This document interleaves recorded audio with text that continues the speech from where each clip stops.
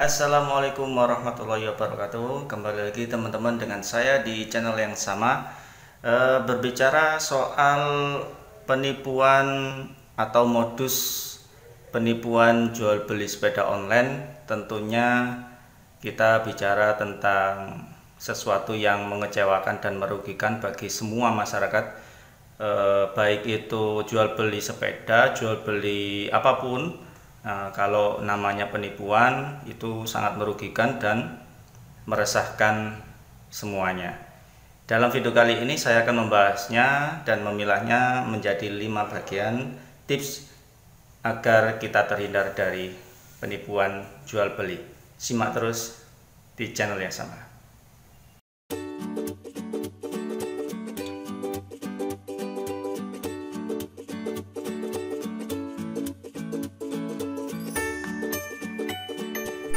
Oke teman-teman, pengalaman menjadi korban penipuan ini tentunya banyak sekali terjadi atau banyak sekali yang mengalami.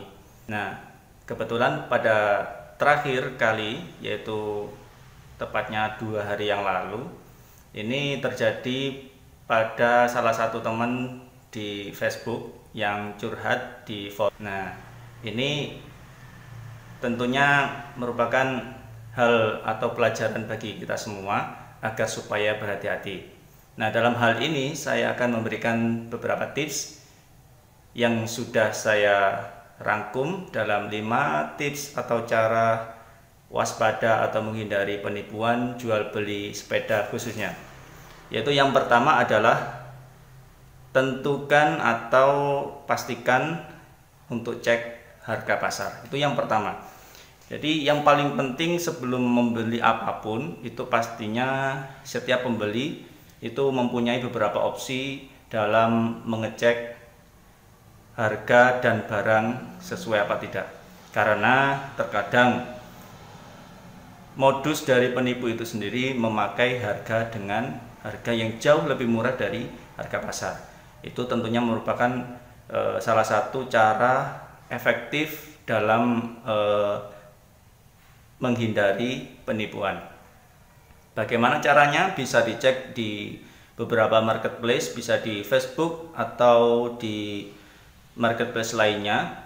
Coba dicek harganya dan barangnya sama, tapi harganya bagaimana tuh dicek. Yang pertama.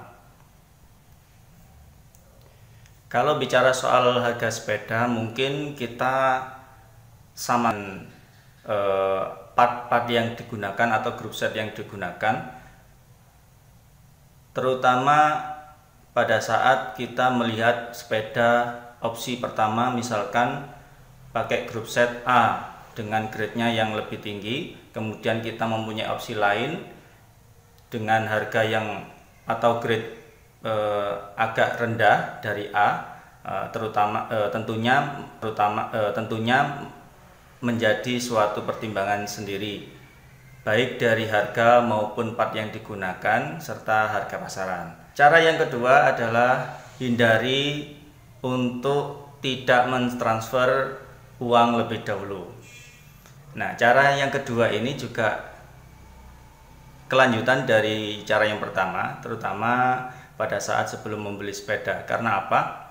Karena seringkali kita belum paham tentang barangnya di mana, siapa yang punya, kemudian kita langsung melakukan transfer lebih dahulu. Ini hindari dan jangan dilakukan. Cara yang ketiga adalah pastikan kondisi barang atau posisi barangnya itu benar-benar milik penjualnya atau tidak.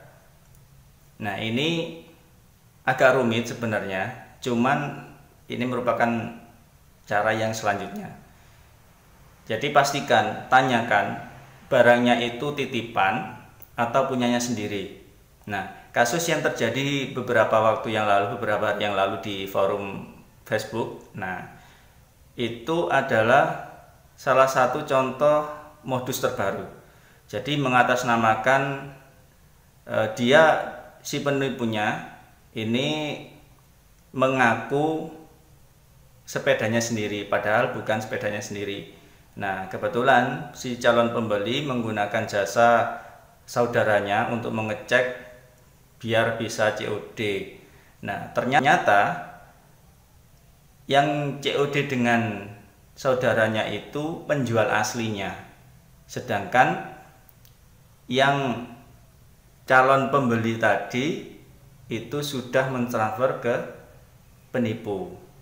Nah, ini yang harus dilakukan sebelum melakukan transfer uang.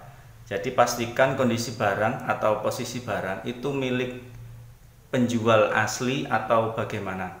Nah, karena ya mengatasnamakan nama tadi, bukan barang aslinya, tapi dia mengaku barangnya sendiri, kemudian berdalih kalau penjual asli itu adalah temannya. Nah, ini sangat rawan sekali, ini modus terbaru dan hati-hati. Baik teman-teman, kali ini saya akan mencoba menceritakan atau menggambarkan alur dari kasus penipuan yang ada di Facebook. Yang saya terima atau yang saya tangkap adalah si calon pembeli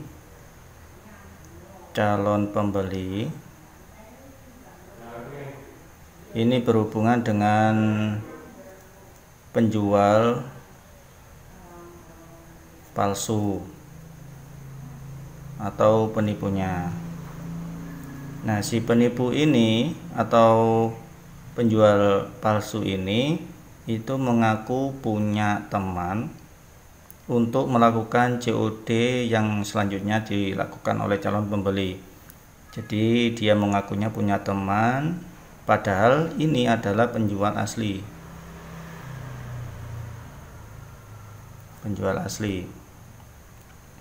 Kemudian si calon pembeli dengan penjual palsu ini sudah berkomunikasi dan deal untuk COD. Akhirnya si penjual menghubungi penjual asli untuk melakukan COD dengan calon pembeli. Kebetulan calon pembeli ini punya saudara dekat dengan penjual asli. Nah, dari sini sudah terjadi COD. Sepeda sudah dilihat, sudah deal harga, tapi penjual fake atau penjual palsu ini menginstruksikan calon pembeli agar transfer ke penjual palsu, transfer uang. Jadi ini dikonfirmasi, oke, nanti COD dengan saudaranya si calon pembeli. Nah, ini komunikasi dengan calon pembeli. Oke, silakan ditransfer, barangnya sudah COD dengan saudara calon pembeli. Ini juga menginformasikan ke saudaranya, ditanyakan apa barangnya sudah ketemu dengan kamu, misalkan gitu ya. Oke, sudah, ternyata ini langsung transfer ke penjual palsu. Nah, si penjual asli disuruh mengecek untuk sudah ditransfer apa belum. Jadi saudara calon pembeli ini disuruh untuk mengecek. Jadi disertakan foto resinya, sudah Pak, sudah ditransfer. Nah, kemudian penjual asli ini mengecek saldonya, ternyata saldonya belum masuk atau dananya belum masuk. Nah, penjual asli tanya kepada saudaranya, loh Mas, saudara sampean tadi transfer ke rekening siapa? Nah, kok belum masuk? Lantas saudaranya tanya, masa ini loh resinya udah masuk, masa kok belum masuk? Nah, dari sini sudah tanda tanya. ternyata si calon pembeli ini ketika menghubungi penjual palsu ini statusnya sudah diblok. Nah, dari sini sudah paham semuanya. Ini adalah modus terbaru dari penjualan sepeda online. Cara yang keempat adalah utamakan untuk COD. Setelah kita memastikan barang itu milik asli penjualnya, utamakan untuk COD. Ketika teman-teman jauh dengan penjualnya, maka teman-teman bisa mencari bantuan saudara atau teman dekat untuk mengecek kondisi barang dan bisa melakukan untuk COD. Dan yang terakhir adalah yang kelima, ini usahakan ketika terpaksa memakai jasa marketplace atau beli barang di marketplace, tentukan marketplace atau pilih marketplace yang terpercaya, yang menggunakan jasa rekeber atau ada pihak ketiga yang menjamin dana kalian agar tetap aman ketika ada komplain atau barang belum diterima pada diri kita. Nah, hal ini bisa terjadi sewaktu-waktu ketika barang itu tidak sesuai. Nah, dana kita masih tetap aman. Jadi ini juga pengalaman saya pribadi juga seperti itu. Jadi dana bisa dikembalikan utuh karena ada yang menjamin dana kita. Demikian tips-tips atau cara-cara untuk menghindari penipuan jual beli sepeda online. Khususnya untuk video penipuan atau modus penipuan jual beli sepeda lainnya bisa dilihat di link sebelah sini.